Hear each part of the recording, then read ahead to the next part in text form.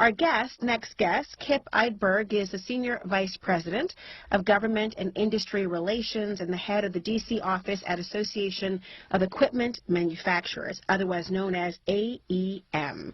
They call themselves the voice of America's manufacturers. They are the North American-based international trade group representing off-road equipment manufacturers and suppliers with over 1,000 companies and more than 200 products lines in the agriculture and construction-related industry sectors worldwide. Their companies include John Deere and Caterpillar and Volvo Construction and Case New Holland, just to name a few. The equipment manufacturing industry supports 2.8 million jobs in the U.S., and equipment manufacturers also contribute about $288 billion a year to the U.S. economy. And for those of you playing the lottery, that's about $285.5 billion more. That's the latest Powerball. Joining us here is Kip Eideberg to talk about what the voters in these Rust Belt manufacturing heavy states like Pennsylvania, Ohio, Michigan, and Wisconsin are thinking about most. Welcome back to the program, Kip. How are you? I'm doing great, Laura. Thanks for having me back. And I think we can say happy election eve. There you go. Happy election eve, everyone. Whether it's right. whether it'll be happy election day after the day after election for some, who knows? But tonight, happy election eve for everyone. So, Kip, you know, there's been a lot of focus, as you can imagine, on places like Pennsylvania and Ohio, Michigan, Wisconsin. There's a lot of ads, a lot of national attention, a lot of focus. They're under the microscope, a lot of scrutiny there. But I don't know that everyone made the connection that you do about why these states and the Rust Belt manufacturing heavy states such as these. What do you think, and why is that so important about recognizing that connective tissue? Well, that's an excellent question, Laura. I think it's important for a number of reasons. Number one, manufacturing is an important part of our economy. I would argue that it is the engine that drives our economy. And so, you know, any policy that has an impact on the manufacturing sector is going to be looked at very carefully by manufacturing voters, by organizations such as ours. And, you know, elected officials or those running for elected office are very attuned to that fact. And so they have been making the case across the Midwest and really in any state that has a heavy manufacturing footprint that they are the champions of the manufacturing sector. Now, obviously, that remains to be seen, what happens when they are elected. But I think that's one reason. The other reason, of course, is that, you know, so much of what we depend on in this country is manufactured goods, whether you are talking about equipment such as ours, whether you're talking about food, airplanes, you know, the list goes on, right? So manufacturing is a big part of the economy, and, you know, anything that's a big part of the economy is a big part of any election. And that's the case that we have been making, you know, in the final sprint leading up to tomorrow, and that is we need our elected officials and those running for office to do more to advance policies that will help American manufacturing. Do you think that either party has done a good job of addressing those ideas and needs? I do not, and I say that because, you know, look, our country right now is facing a lot of challenges, whether it is a geopolitical realignment that is fraught with risk for our country and our allies, supply chain disruptions, food and energy insecurity, volatile financial markets, the list goes on and on. And the only way to address those issues, Laura, is through bipartisanship. It's by reaching across the aisle, working together to advance solutions to some of our toughest challenges. And I don't think that either party right now can say, honestly, that they have done so consistently.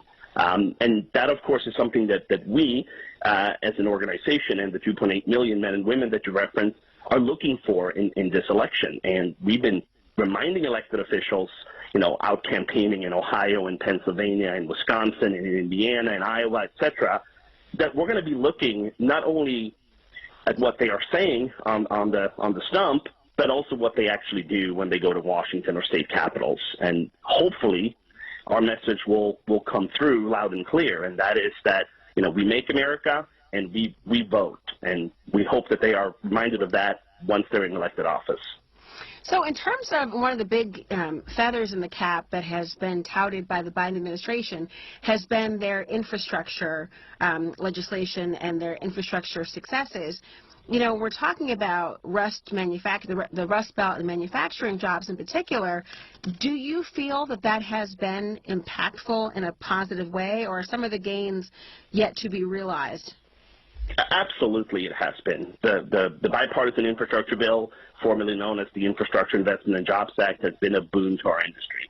Look, we were severely impacted by the COVID-19 pandemic. All industries were. And while demand for equipment has yet to climb back to where it was in 2019, we have seen a tremendous increase in demand for equipment across all sectors. And a lot of that has to do with the direct impact of the legislation, the certainty that we are going to continue to fund our infrastructure, but also the expected investments that will come as this legislation is rolled out. So it has absolutely had a positive impact on our industry, and I believe it has had a positive impact on our country as a whole and on our economy. And that is a good example of what we are looking for in elected officials. That was a bipartisan piece of legislation in the House and in the Senate. It would not have been passed without bipartisanship. And so hopefully that is the lesson that lawmakers take away, that when they work together, they can affect meaningful positive change for our country.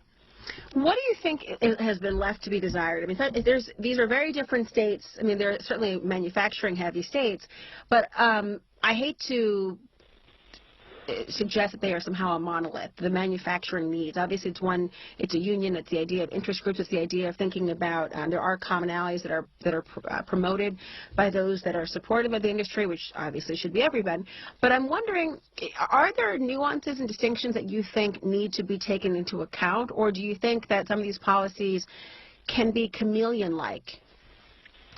That's a great question. I think the policies that we are looking for will benefit the country as a whole, but I do think that they will benefit those states that you referenced a little bit more because of the heavy manufacturing footprint. And you did ask or hint at, are there certain areas, policy areas where we have seen a little less than what we expected coming out of last election?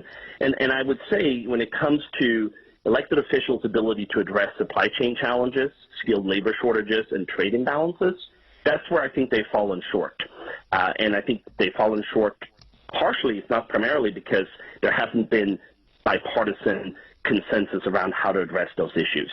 And you talked about the impact. Certainly tariffs is something that our industry continues to feel pain from, and certainly in those states where we have a lot of manufacturing in the Midwest, that's still a real impact on our ability to continue to make things in America and employ Americans. Same thing with workforce. We have a huge deficit in skilled workers for our industry. And so far, no one in Washington has been able to articulate a solution to that. And that's what we're looking for and what we're going to continue to remind lawmakers, right, that they got to work together. But there's a lot of work left to be done, Laura, no doubt. So in terms of going forward, do you see there being a big difference between who's in the majority in Congress, or is this really state-specific in some respects? No, I think it will make a difference. And look, we've talked about how, the issues that matter to our industry, whether it is supply chain, whether it is workforce, whether it is trade imbalances, ultimately the economy is the top concern for our industry. And I think for voters overall, poll after poll show that, the economy is the top issue. However, the current legislative environment is arguably an even greater issue for our industry and for America as a whole. The prospect of a divided government next year is a real concern for equipment manufacturers and for all industries. Bipartisanship, I've talked a lot about that. Ideological moderation, they sound quaint to a lot of folks these days, but they are needed now more than ever, right? And so, yes, I think that there are challenges inherent in a divided government, but I also think there are opportunities. And look, we can agree to disagree on a lot of issues, but I think we can all agree that we need to move our country forward, and the only way to do so is by working together. So, a lot of pundits are predicting the Republicans will take the House tomorrow. The Senate is going to be a close call. The Republicans may prevail or the Democrats may hold the majority, but regardless, it's a divided government. The only way that we can address our biggest challenges is not through legislative brinksmanship, but it's by working together, rolling up our sleeves, and figuring out how to compromise. Our members do that every day, Laura, and I've been traveling around the country this fall talking to them, They talk to me about how they compromise with their suppliers, with their customers, with their labor unions, and they're confused why they have to compromise and their elected representatives seemingly do not, right? That's no way to run a business, and it shouldn't be a way to run our government. So hopefully we come out of this election, we focus on the opportunities, not the challenges, and hopefully our elected officials can seize the moment and work together. Well, that is obviously the hope, and I certainly think that is, obviously everyone's gain. Are there industries that you obviously your needs are specific, but I wonder about the coalitions. I'm always interested in the ways in which people unite to collaborate to have more of effective and broader influence on how our leaders are operating and what they are legislating. Do you find yourselves with certain entities or industries that we should look out for in terms of thinking about how the two operate together and have a very symbiotic relationship?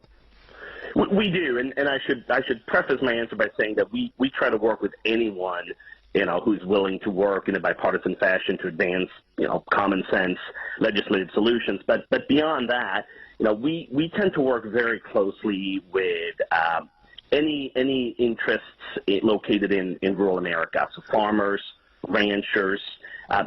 According to the latest census data, about 2/5 of Americans live in what's considered rural parts of the country. For our industry, that number is 3/5. So we are overrepresented in rural America, and it is not at all uncommon when you go out and visit an equipment manufacturing facility that the people building equipment also farm. And so we are fond of saying what is good for rural America is good for equipment manufacturers, and in many cases it's also good for the country as a whole, right? I want to be careful there. There are many policies like the bipartisan infrastructure bill that is good for everyone, whether you live on the coast or in the middle of the country. But we do work closely with ranchers and farmers, whether it's on rural broadband investments, whether it's in education, more schools, whether it's in affordable housing in rural parts of the country, workforce investments, we need more technical schools. So that's a coalition that we pay very close attention to. Let's call it the rural coalition. But beyond that, obviously, any industry that cares about exports, 1/3 equipment made in this country is destined for export. We'd like to see that grow. That means more investments in America, more jobs here. So industries that are export dependent, we tend to work closely with as well to remind lawmakers that we need to be forging more trade alliances with other countries, expand market opportunities for American businesses, and address those tariffs that continue to have a detrimental impact on not just our industry, but on retailers especially. Really important to hear your perspective. Thanks for joining the program. I appreciate it so much. Kip Eideberg, everyone, Senior Vice President of Government and Industry Relations and the head of the D.C. office at Association of Equipment Manufacturers. He tweets at Kip Eideberg, which is Kip, K-I-P-E-I-D-E-B-E-R-G. Thanks for your time. I appreciate hearing from you. Thank you so much, Laura. Have a good evening.